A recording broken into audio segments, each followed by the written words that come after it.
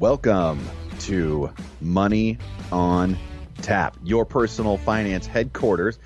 Money on Tap is where we bring out the professionals' experience and some fun in what we call three-dimensional investing, utilizing insurance, brokerage, and fee-based planning.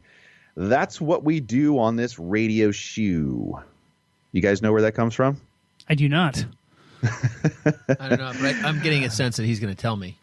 No, we'll leave that. Maybe we'll leave that for some trivia at the end of the shoe there. We look at all sides of the issues here on Money on Tap, bringing a fully independent planning perspective to the table.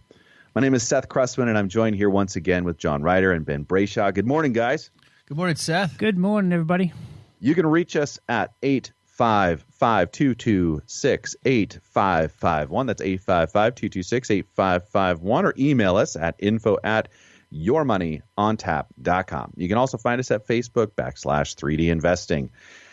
Today, we're going to talk about what may be a barrier to many people coming in to work with a financial advisor. And that barrier keeps a lot of people from making good and positive steps when it comes to their money. And you may ask, what is that barrier? We'll get to that in a few minutes, but it's time now for Money in the News.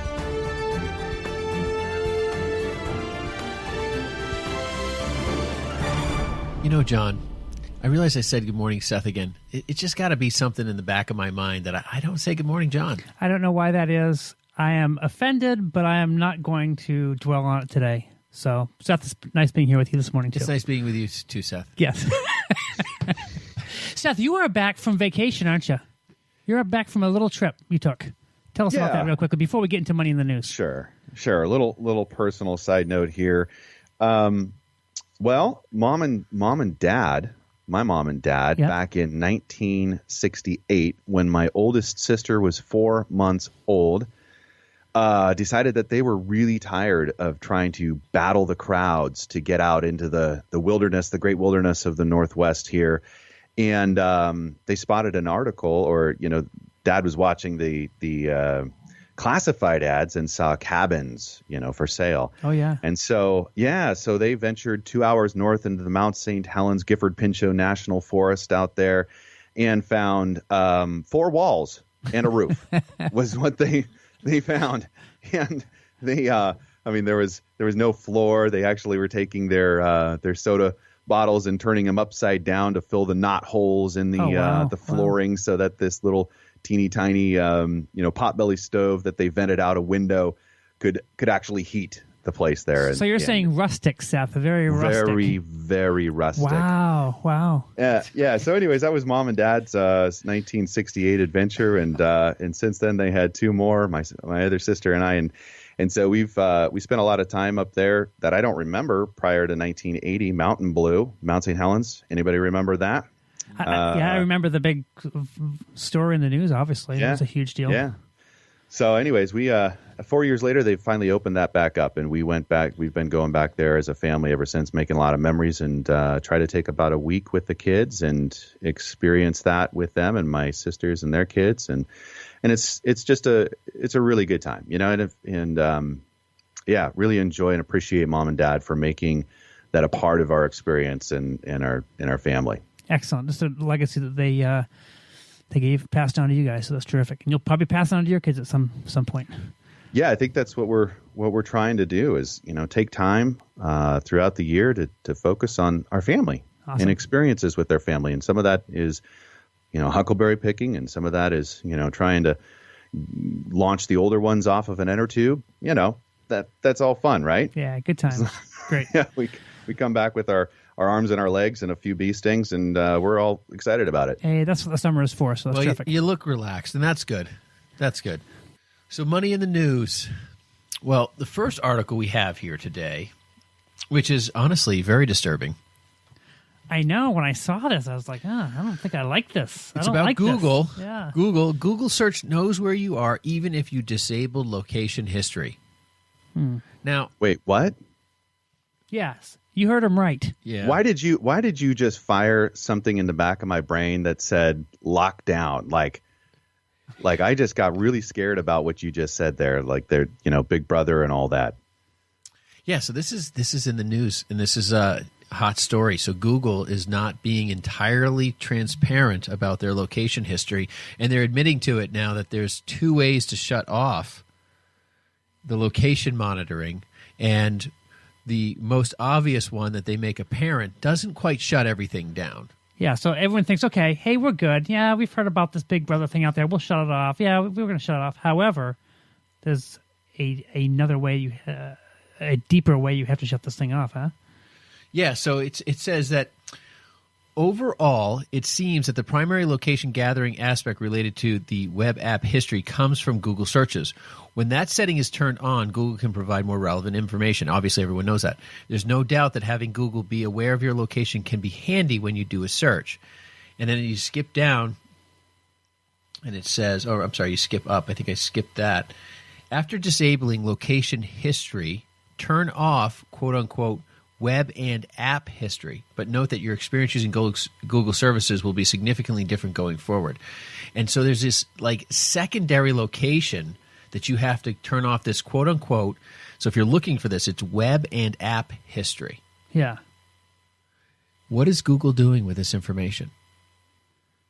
I don't know. Don't you guys ever feel? Do you guys feel like when They're taking over the world? I feel like sometimes when you're searching for something, and then you go to another web page, or you come back the next day. Like I was looking for some patio furniture the other day, and it's so weird because all of a sudden on my Yahoo email page and all over, there are these different deals for me on patio furniture, and it's just weird because it's so unrelated. It's a different day, and it's just something strange. You did, something triggered that. Yeah, and it's just.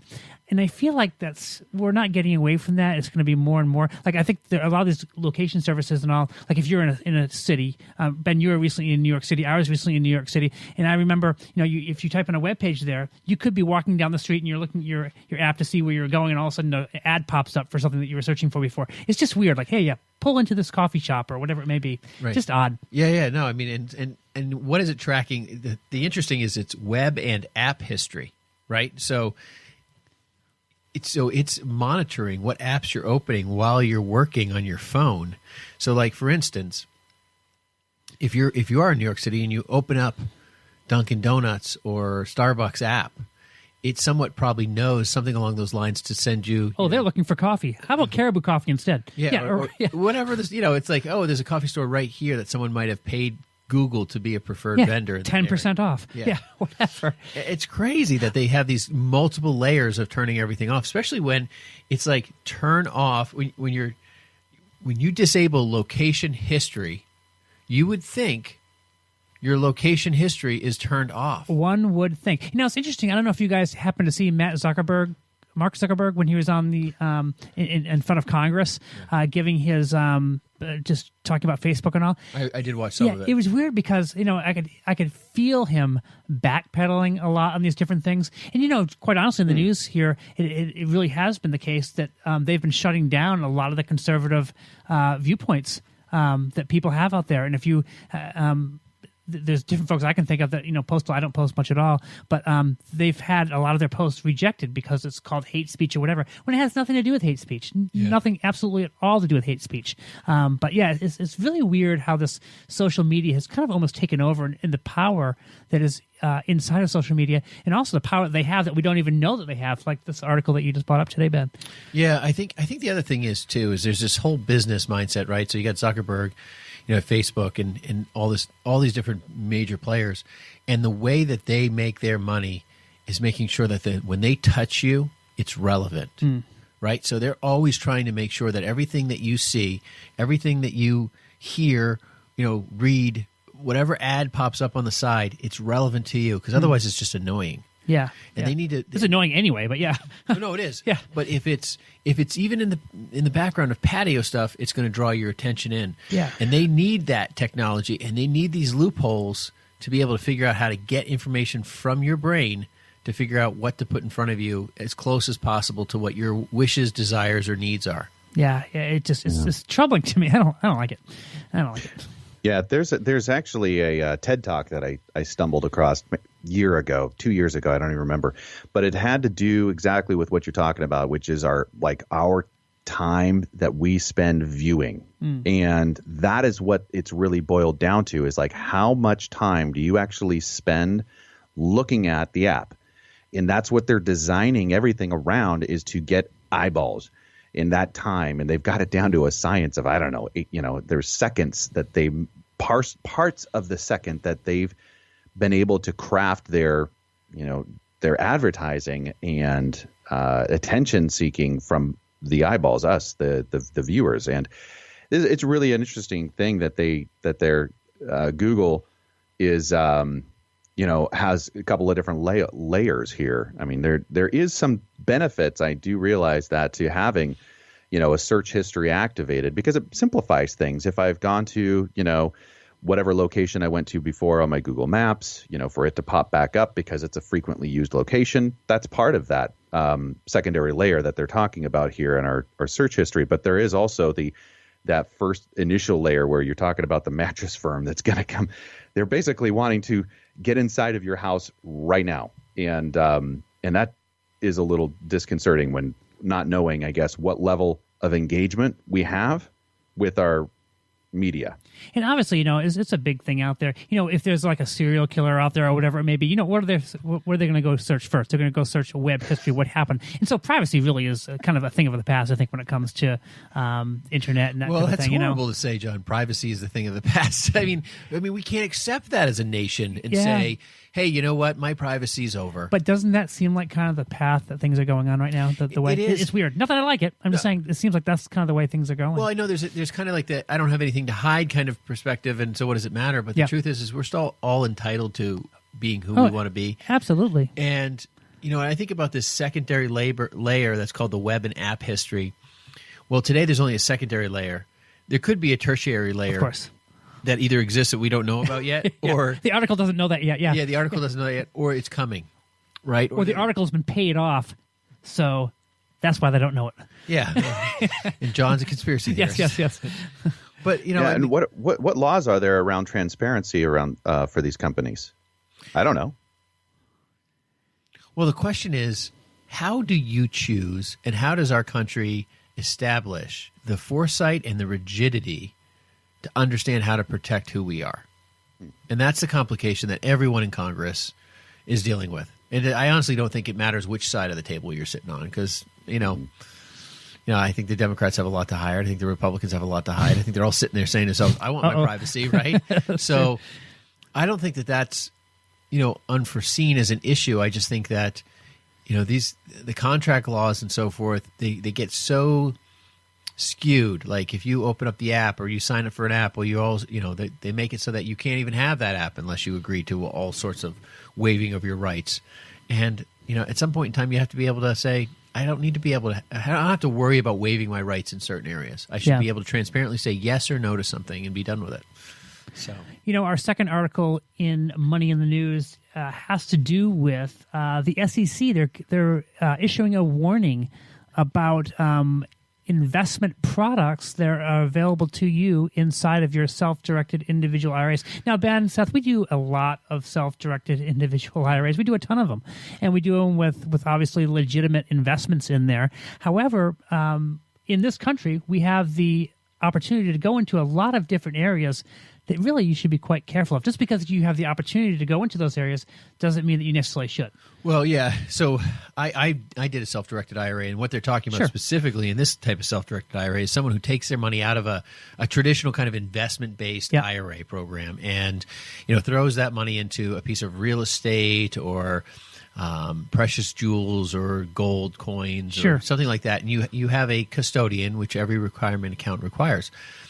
But what the SEC is doing, and I'm really glad that they're actually stepping up. I just wish that they had a bigger voice that people listen to. Yeah, they're a big organization, obviously, but I don't think that the mainstream is listening to the SEC. No, in fact, the article that we're referencing today is from CNBC, and they're actually talking about it's a quarterly investment guide that they give out to their readers, basically, and they're warning. In fact, the headline is this: $100 billion retirement risk. SEC issues new warning about IRA fraud and cryptocurrencies. Now, cryptocurrencies have certainly been in the news here the last 2, 3, 4 years, especially I think the last couple. I mean, I get questions on a weekly basis. Yeah, About like my son-in-law is doing cryptocurrency. He tells me that I should do Bitcoin. Yeah. And what do you think? Yeah. And we're usually like, run the other way. Yeah. Well, here's an article from just this last week in the business and finance here at the Wall Street Journal. And that was actually brought to us by Paul Vigna and Shane Shiflett. That is a warning of crypto pump and dumps and distorted trading. And they go on in the article basically to say that there's a review of the trading data and online communications from traders January to end of July, where they identified 175 pump and dump schemes involving 121 different digital coins. And that is that crypto coin, folks. And if you're not familiar with what a pump and dump is this is basically an inflation of that market. And then all of a sudden, the people that are inflating it pull out of that market, and they get a significant return on those dollars that they've put in. However, the average investor that's not really paying attention or isn't aware of the scheme gets left behind. And it's happened multiple times in different areas of our market. But this is a new market, right, that people are creating with these cryptocurrencies, and it has an opportunity for people like that have the ability to do this, to influence that market and to unfortunately leave a lot of people in a loss. And Seth, it sounds so attractive too, because it's funny if you do if you did a search on Bitcoin on Google, guess what you're going to start getting ads for? Trading in Bitcoin. And hey, if you had put $100 into Bitcoin, you would have $1.2 million and all this kind of thing. But it is a very attractive sounding investment out there. But I will tell you that anyone out there that knows anything about this market is really telling you to stay clear of these types of investments. Very speculative. So let me give you some information that I've gleaned from this experience. Yeah. And I have a client who works in the drug enforcement arena, and he's an independent now. He's out of the kind of the force per se, whatever, without being descriptive. But he was telling me that the cryptocurrency world is primarily it is the dark web currency. It is the drug. The black market. It is the world of evil. Currency. And it's over 50% of that currency is used for that process. And so, when you expose yourself to that world, you should kind of be more aware of who you're working with, right? And that's a scary place to be. But there is so much theft in the cryptocurrency world that even people who open up these accounts, I heard that the theft, because if people don't know how to use them right, and if someone steals from you, it's impossible to prove it was your money. It's all this crazy stuff. I mean, it's really weird. It's hard enough online without this type of thing. Yeah, it's there's so much regulation. I don't think that cryptocurrency is not a potential way of the future. I mean, that would be kind of, I think, ignorant to say. Just considering that the technology level that our world's moving to. But I think why I wouldn't invest in it today is because there's no real regulation over it. No government. It's a world-based currency. There's no government, regulating it, caring for it. Which some people might say that's a great advantage. Hey, no government regulations. But government regulations, help to protect that, to make sure the currency is legit and strong and not fraudulent. And so those are types of things that we need to do. So when the SEC is sending out this warning, I applaud them. I'm glad they are doing something about it. I wish we could figure out ways to actually get ads to educate people, because this helps us when we can point to an ad, an article like this and say, look at, because when we get a question about Bitcoin, sometimes they'll say, hey, there's potential around technology maybe or something like that, but you've really got to be careful with this. And some people, and it's always a story about how somebody made so much money on it. Right. I've never met anyone that's made so much money on it. I'd like to meet somebody. You're hanging out around the wrong water cooler, Ben, because it's going on all around me. All my neighbors are talking about, how they just made $1 million last year on Bitcoin. Interesting. Yeah, not so much out here. Yeah. And meanwhile, even in the Pershing exchange world and so forth, it was just opening up on trading in the trust world. What, in the last 6-8 months? I think. Yeah. It wasn't. It's like some people said they bought it years and years ago. I'm like, okay, so it hasn't even been a legitimate place to even get it. So if you're doing that, hey, God bless you. I'm happy you made a bunch of money, but I would say take your profit and run. That's what I would say at this point. But that's my thinking. So that's going to do it for us at Money in the News. We're going to take a quick break, and we'll be right back.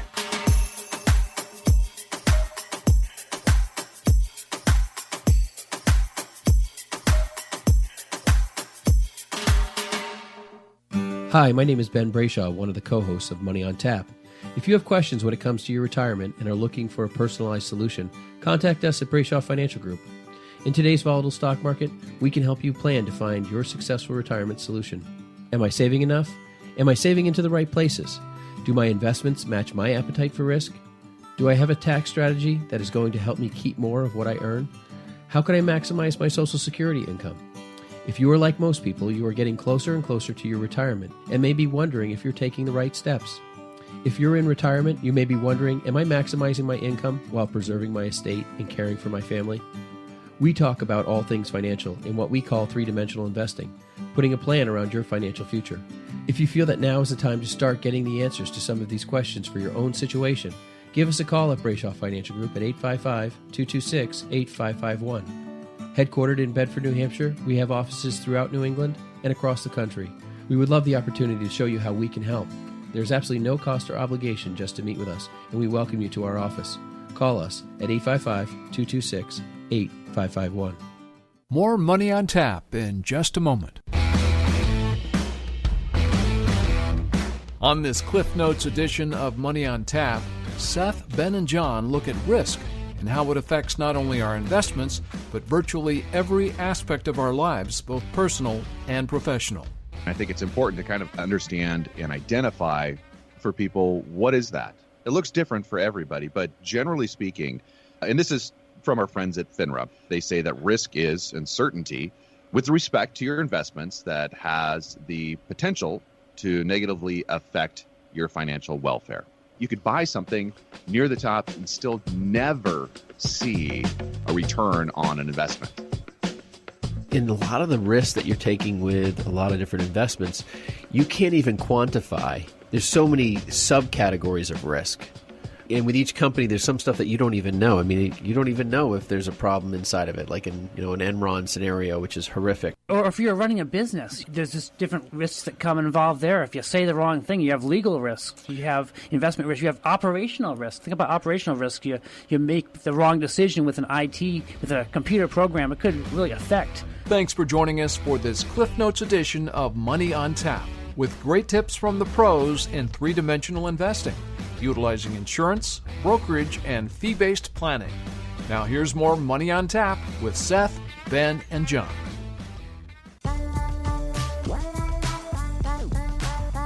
Welcome back. You're listening to Money on Tap. You can reach us at 855-226-8551 or email us at info@yourmoneyontap.com. So today I think we have a really interesting show topic that we're talking about today because Ben a few weeks ago was talking to me, and I think he had a real good point. He was saying, I think sometimes people are a little scared to come in and talk to a financial advisor because they feel sometimes that they might be judged. Ben, tell me about that a little bit. What are you thinking? Well, we were just chatting about some of the feedback we had and stuff, and we know that there's some of our listeners will kind of call us, and I mean, we have people come in. It's great. They never know what to expect. Yeah. And they always seem to have some concern or hesitation, something that's holding them back in one area or another. And I just said, you know what? I wish people just knew this is the No Judgment Zone. And so that's where the title of the show came from. So the title of our show is the No Judgment Zone. And, we really try to be that for our listeners. And we have been really grateful to meet with a ton of you listeners out there, and we really enjoy getting to know you, each and every one of your stories. But you know what? We find that every story, every person has a different story. There's some people that have a ton of money. There's some people that don't have much money at all. But the fact is, we're able to help each one that comes in one way or another. In this business, Ben, and I know you've worked with people over the years, and Seth, you as well, where there's some people that will say, we have these investment minimums. If you don't have $500,000, then we don't want to talk to you. That is certainly not the case with us at all. We love talking with people. In fact, what we really do try to be what we call that no judgment zone. Okay, so Seth, do you guys have Planet Fitness out there in your neck of the woods? Yes, we do. Yeah. It's everywhere, I think. And just like Volvo years ago had their proposition statement was, if you buy a Volvo, it's what? very, very safe. They didn't say the Volvo's very, very fast. They didn't say it's reliable. It's not Farfignugan, is it? What's that? It's not Farfignugan, is it? No. Oh, okay. But basically, Volvo, we all knew that if you bought a Volvo, then you were buying the safest car you could possibly buy. You'd always have your kids drive a Volvo. Why? Because it's the safest thing they could possibly drive. You'd always want your parents driving a Volvo because you know it's the safest car around. So the proposition statement for Planet Fitness has always been, since I ever can remember, and they advertise like crazy around here, but they call it the No Judgment Zone. Now, why would you need a No Judgment Zone when it comes to fitness? Well, I think we all probably know the answer to that. I think I big time need it. I'm kind of insulted by that statement. There's a lot of assumption going into that. So, Ben, have you ever been to like a Gold's Gym before, ever in the past? I have not. You haven't? Okay. So Ben always did a lot of home gyms because Ben didn't want to be judged by people. So Ben always would get his own treadmill and his own weights because he did not want to go into that judgment zone of Gold's Gym. Okay, so I remember Gold's Gym. Now it's called something else. I think it's called the Workout Zone or whatever it is. I don't know. But there you have these guys. They're very, very buff. They're kind of over in the corner. And they're lifting weights. And these guys are huge. I mean, I think all that they do, and I don't want to judge them here, but I think all that they do is they spend a lot of time doing bench presses, doing curls, doing pull-ups, and they make the rest of us at the gym just feel maybe a little bit inferior. Maybe you guys are the guys that were at Gold's Gym making me feel inferior. Seth, I don't know if that was you or not. That was my whole goal at Gold's Gym was to make you feel inferior. But, you see these guys, and it's like, man, I could never be like that. These guys just have it all together. And you go in there, you're trying to figure out how to use the machines. And these guys most of the time don't even use machines. They're just using the free weights over there in the corner. But you kind of feel like, wow, did I even sit on this machine correctly or not? I have a number of somebody that I recommend you spend some time on their couch talking to them about this. I think it might be beneficial. Yes, years of going to the gym, being made feel inferior. I need a couch. I need a shrink to talk to today. So thank you, Seth. After the show, if you can get me that number, that would be great. But anyway, there's a lot of people here. They've done wonders for me. That's right. There's a lot of people that have been feeling that judgment out there. And so I think Planet Fitness did a good job of getting across the message to the audience out there across the United States. These guys are growing like crazy, and how they're really. I didn't even hear their No Judgment Zone. All I heard was like $10 a month, and I was like, "What?" Well, that's what I was getting to, because these guys are the masters of getting $9.99 a month from everyone out there. People join the gym, they're there for 3 months, and guess what? 3 years later, they still have that membership because they think, you know what? I need to go back. I should go back. Heck. It's only $9.99 a month. Who cares? I feel better knowing that I don't have to sign up again. Yeah, it's easy. Yeah, and so there are some people, yours included, that may have a membership that they're not using optimally, should I say? And so this thing is a great cash cow. In fact, I was talking to one of the guys at the counter there. He's like, "Yeah, you would never believe how many people come here. January, February, very busy. Starts to slow down March, April, and then when the summer comes, let me tell you, there's no one in that place, but they keep on collecting their $9.99 a month. I don't know. It sounds like a pretty darn good business enterprise to me. But they have really built their business on the No Judgment Zone, making people not feel judged when they come in there. In fact, you realize when they don't. Yeah, when they don't. Yeah, we're not going to judge you if you don't come. Don't come. It doesn't matter. But they also have some different things that are kind of funny there. And being a member there of Planet Fitness, I can tell you, if you are actually over there in the corner, you're one of those big guys, and you're putting your weights up and down, you're doing your bench presses and all that. If you actually take your weight and throw it on the floor, sometimes in Gold's Gym, this is what happens. They'll take their gym, the big heavy weight, and just throw it on the floor, and it crashes on the floor. If you do that at a Planet Fitness, they actually have a sensor built into the floor when an alarm goes off. It's called the lunk alert. And that lunk alert goes woo, woo, woo, woo, woo. This kind of sounds like maybe a little bit of reverse judgment. Is that what we're trying to, the pendulum swinging the other way now? Yeah, so now they're basically saying, hey, if you get too crazy with things, we're gonna pull it out to you. So they're basically saying, hey, listen, this is a gym for everyone. And really what we want to emphasize when it comes to financial planning, this transition here is maybe a little weak, but when it comes to financial planning, there are a lot of reasons why people might not want to go and talk to a financial advisor. And we're going to go into some of those reasons why and talk about really maybe reasons those shouldn't be factors for you not coming and talking to someone.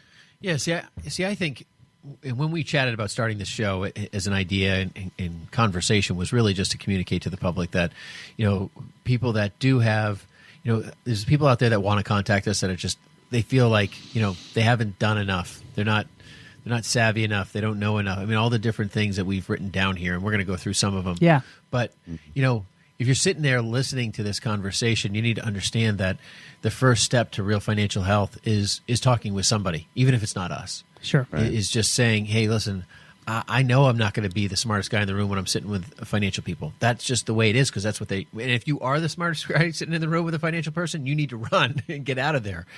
You need to work with somebody who knows more than you. That's, my parents. Hey, you might know your topic very, very well, right? Yeah. My parents used to always say, it's always better to be surrounded by people who know more than you than for you to be the smartest guy in the room. Yeah. And, that's the type of thing in getting that mentality out there of saying, hey, we're looking for people to be resources to our well-being and to our success. Because we always talk to clients, we're here to help you find success. And, you talk about the smartest person in the room, Ben. Here's how I look at it. Okay, so we may have been doing this in this career for many, many years, and so obviously we have a good handle on what we're doing as far as helping guide people in the right direction when it comes to their retirement.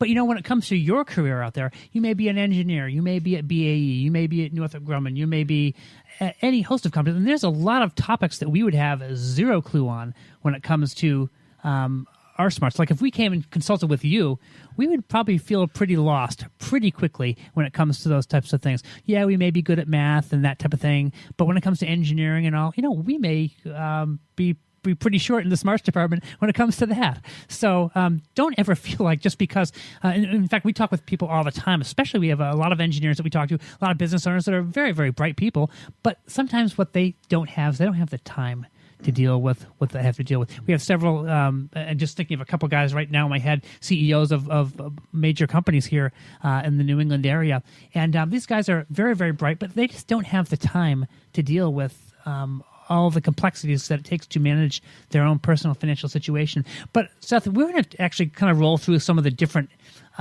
reasons why people might think, I just don't want to come in. Let's roll through some of those and talk to folks about those. Sure. Yeah. There's kind of an ad infinitum to this list, of course, but some of the big headlines might be you haven't saved enough. You didn't start saving until later. Maybe you didn't know how to allocate a portfolio. You may not feel like you're charitable enough in your giving. Maybe don't feel like you don't have enough money to start working with an advisor, just to name a few there. And, these are all reasons that, people don't sit down with an advisor to begin with. Well, I think the one where you say, I haven't saved enough. I mean, that's to me, like that's number one. I think people are sitting out there saying, I just don't have enough money to talk to a financial advisor. Yeah. And you know what? In some cases, that may be true. I mean, there's some. I mean, that could be true. Yeah. I would say that, if you feel like you haven't saved enough, actually have someone tell you that, or at least make sure that, how you're saving or where you're saving is the right place to do it. Because that's the first thing. It's like you may not have saved enough, but what happens if you're saving in the wrong spot? Yeah. What happens if your company has a retirement plan and you haven't done enough research to find out that, you could be eligible for some sort of match, or, I met one person who didn't realize that if you contributed, if the company was going to do a match, they would determine it at the end of the year and then it would come in, but you had to be a contributor and they would only match up to what they were willing to up to a certain point. So you may not have gotten a match, but you could have. And they had realized they had missed 2 out of the last 3 years. The company had matched. Yeah. So when it comes to this, I think sometimes the shame factor, people feel like, I don't have enough, or I don't know enough. You know what? That is really certainly no reason not to come and chat, because we all have different things. I think we all wish we had saved more. I think we all wish we had done things differently, perhaps in the past. But there certainly are opportunities for improvement in the future. And the only way to figure that out is to talk to someone that can actually give you some help when it comes to that type of thing. So we'd love to be able to have that opportunity with you. But there's so many reasons why. Sometimes you have a husband and wife, Ben, and we've found this in the past, and actually not too long ago, where the husband kind of took control of the finances, but he really didn't have a good handle of what was going on. So the wife, we get in there in the meeting, and the wife's kind of like, I thought this was taken care of and thought this was taken care of, but not necessarily the case. Yeah. And so sometimes there's some embarrassment, like, well, maybe I'm not leading my family well enough, or I'm not doing a good enough job. But the best time to find that out is not later on, but now. The other thing is I would say that people fear cost. sure, this is going to cost me a lot of money. I don't have much money as it is, and then I'm going to get so many fees and that kind of thing you're talking about. And I think that's a fair concern. I'm not saying that every scenario is going to be costly. Like when you meet with us for the first time or two, we don't charge for that. We really want to just try to see if there's. I mean, if we can give you direction and there's nothing we can do for you, we're going to give you as much direction as we can and send you along your way, because it's not beneficial for you to work with us yet. We'll tell you that. But we're not. There's something about what you said right there, Ben, that I think is really important. Sidebar is that you may already feel like this is the judgment zone. Basically, you may already feel like that's the answer you're going to get before you come and meet with us.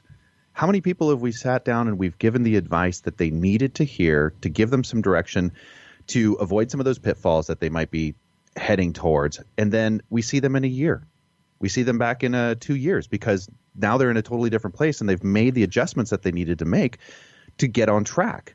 Oh, yeah. No, I've had people who I met with that I can say it's been over a decade. I'm thinking of one person specifically that I met that I couldn't work with because her money was controlled by a company plan and so forth and so on. I gave her direction. I gave her advice. I worked with her. We chatted about some things that she should do and improve on. She's right now. She came to you a lot later. Right now, in the process of becoming a client, which is very nice. I mean, we chatted about very, it was never pushy. It was just like, hey, listen, well, I really can't help you right now, but I can help you with some allocations in your retirement plan. I think there's some direction changes you should make in how you do that. I said these are kind of some other areas you could focus on doing as well, and we went through those processes, and she did, most of those. And now she's very thankful for that advice, and she's back, and I think that's ultimately we're about the long road. We're about the big picture. We believe that relationship will take it to the next level.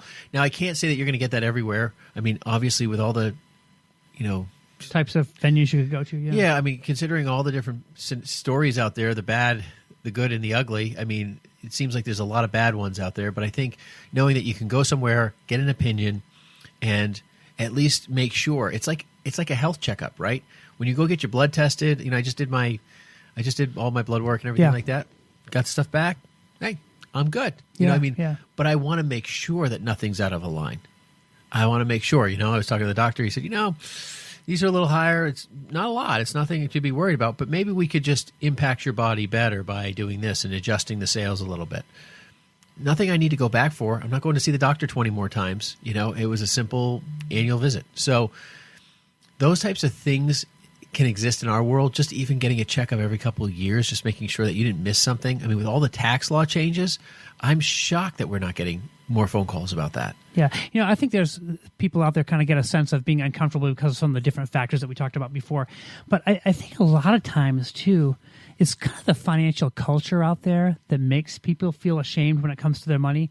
The way things are marketed today. It seems whenever I see these commercials on TV, it may be for Fidelity, it may be for Charles Schwab or any large insurance company, and they show retirement, and retirement shows a guy with his beautiful wife on the sailboat sailing off into the sunset, and it gives this kind of picture that this is how everyone spends their retirement. And if you're not there, well, you need to save so that you can be there. And the truth is, most of the people we talk to, I would say the great majority, guys, and I don't know if you agree with me on this, but the great majority of the people that we talk to, it's not glamorous retirements that they have. It's not multiple vacation homes and this and that. Yeah. It's just regular people. In fact, Seth, we were just talking about that book, The Millionaire Next Door. I think we'll highlight that in a later show. That's a book that just talks about the people that really have the money and the wealth. It's not people that are out there sailing their boats across the world, that kind of thing. Of course, there are those people that are doing that. But it's people that have saved and have just saved on a consistent basis. And I think the culture really makes people think, just like when it comes to the fitness culture, everyone has to be buff and it has to weigh so much, it has to be this exact cut figure. Well, that's not the majority of people. And I think the way financial marketing is done sometimes, it makes people feel maybe inferior to the way that they should feel. There's no reason for that. And I think there is certainly that judgment zone out there with people. And really people shouldn't have to worry about what people think of them when it comes to their financial fitness, in other words. You're listening to Money on Tap. We're going to take a quick break and we'll be right back. You can reach us at 855-226-8551 or email us at info@yourmoneyontap.com.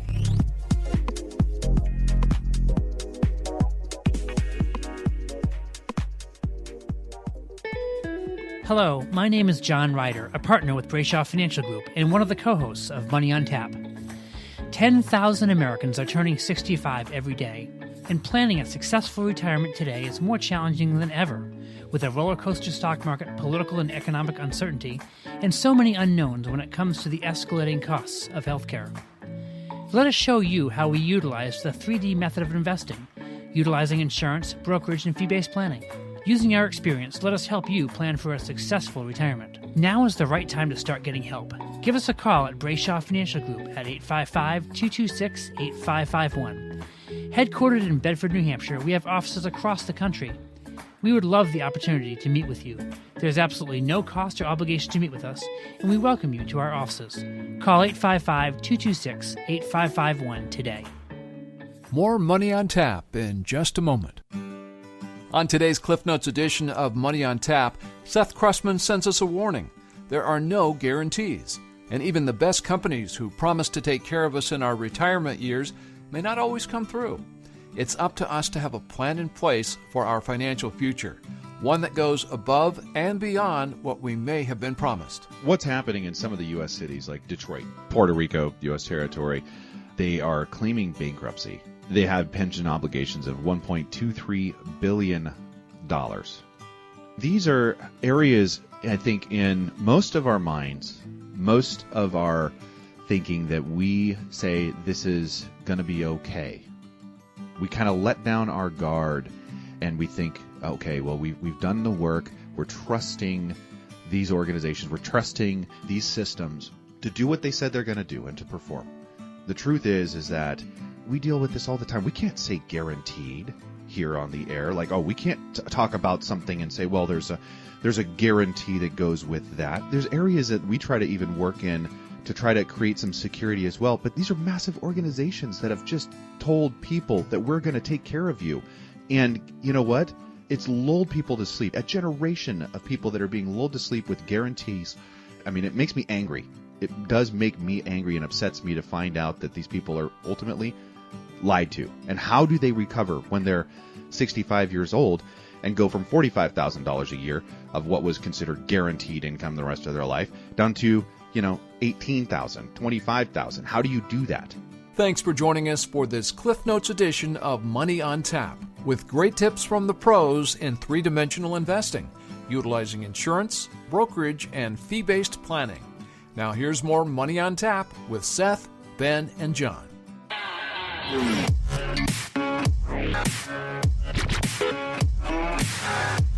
Welcome back. You're listening to Money on Tap, your personal finance headquarters, where we bring out the professionals' experience and some fun in what we call three-dimensional investing. You can reach us at 855-226-8551 or email us at info@yourmoneyontap.com. So, we've been chatting about, the No Judgement Zone. Mm-hmm. And there's a side of this No Judgement Zone that people who may listen to our radio show, which I'm really glad that people do. And I mean, we've had a great response on the number of listeners we had, which is really exciting. We're grateful for that for sure. Yeah. And, but there's a group of people that I know are listening to this show who are living in credit card debt. Mm-hmm. And, I have a few stories of some really successful credit card debt stories. Yeah. Those are scary, aren't they, when you hear about those, because the interest rates are just so high that can really hurt them. Yeah. I had a family member refer their sister and husband and said they needed some, financial help, and they had some retirement plans at work and so forth and so on. And when we uncovered it, it was supposedly $10,000 or $15,000 or $20,000 of credit card debt. Well, the husband left to go to the bathroom or something, or I can't remember. This is a long time ago. It was, I can't remember all the details, or he wasn't in that meeting or something. Yeah. And she confessed to me that the credit card debt was not $20,000. And so when we uncovered it, it was about $50,000. Mm-hmm. But then we uncovered more and more. And it was, I think, close to $120,000 of credit card debt. Wow. It was she was sobbing in tears. She hadn't shared that with anybody. Yeah. It was a very difficult conversation with a husband. And we worked with them.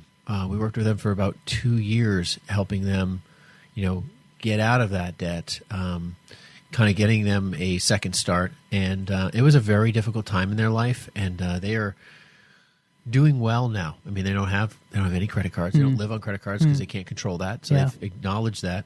And the husband got involved, and so he apologized to her at the end of the day. She was living on this credit card debt and bearing this emotional burden herself. That's difficult. That's a hard thing. Like, it's my fault. I let you handle everything, and I didn't realize. I wish I had known. And it wasn't. I mean, there was some frivolous spending.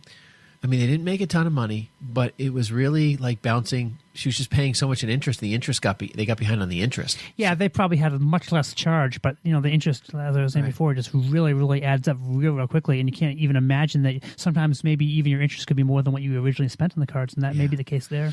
And then I had another scenario with a young couple who the wife had built up some credit card debt and intentionally kept it away from the husband, and that was another thing. It wasn't as big and as monstrous, and they got out of it, and they've dealt with that issue. And he also acknowledged, I just let her handle it, because it was easy. He kind of, and I think she was good with money, but not as good as he was. And so if you're listening to this show and you're feeling abandoned, you're feeling alone, you're struggling through that problem, we are not specialists in that area, but we can help.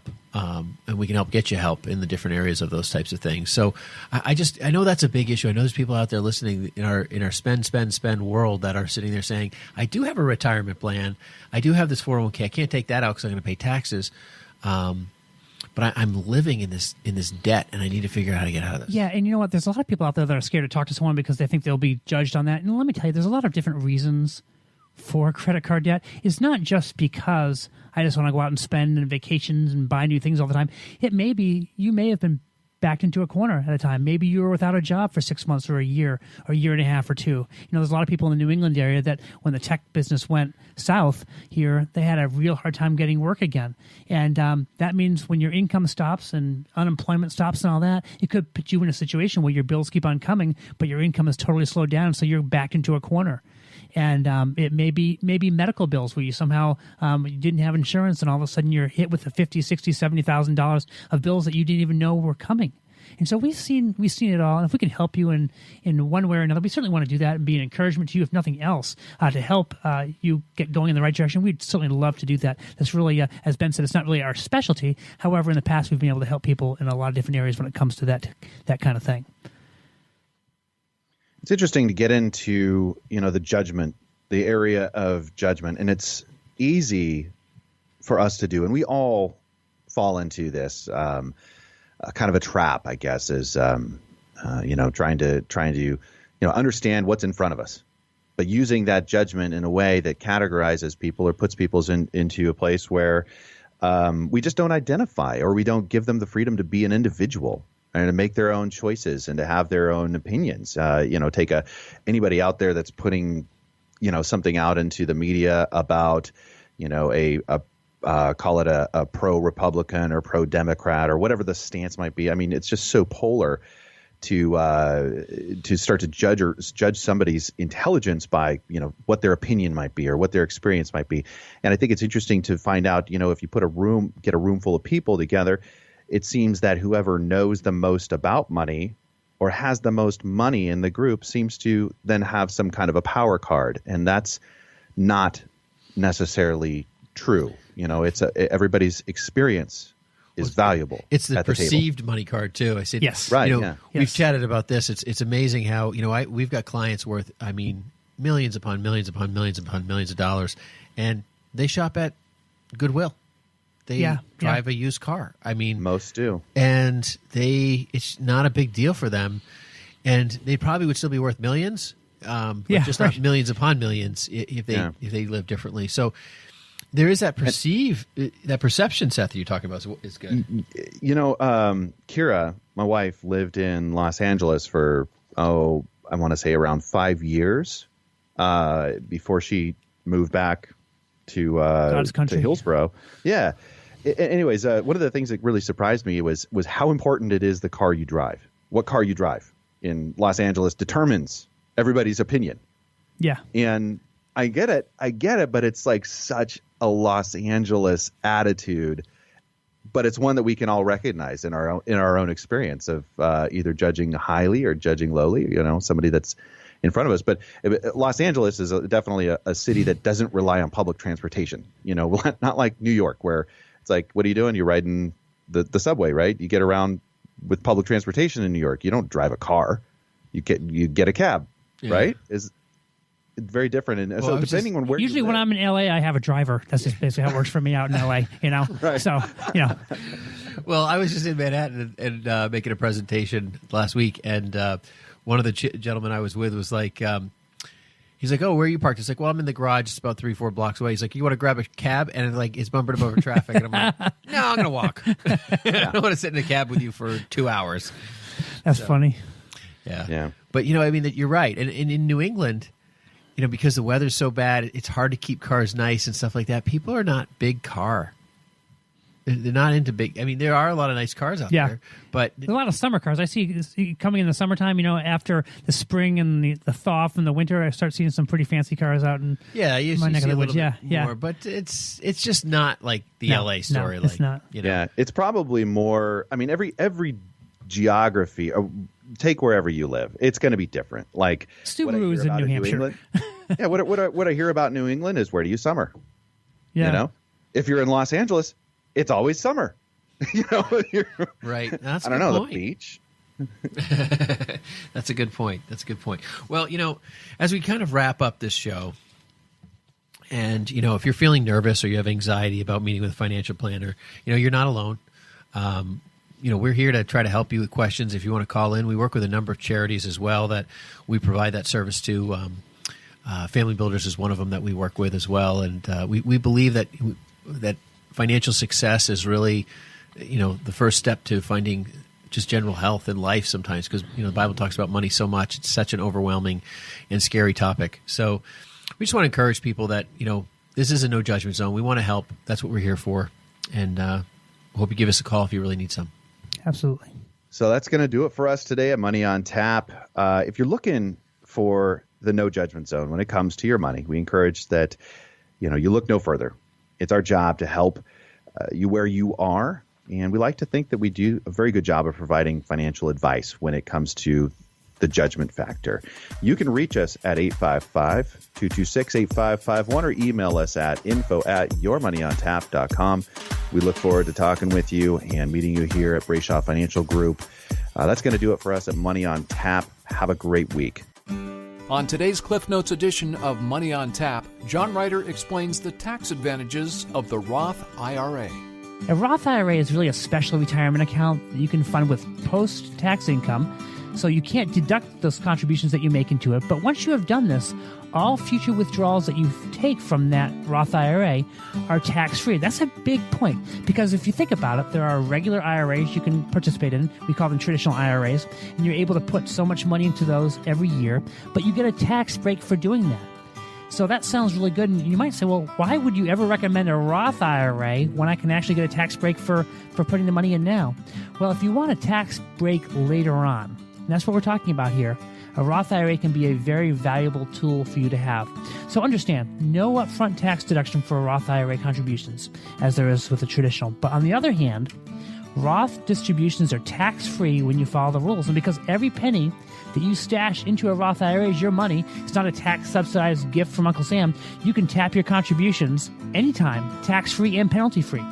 Thanks for joining us for this Cliff Notes edition of Money on Tap, with great tips from the pros in three-dimensional investing, utilizing insurance, brokerage, and fee-based planning.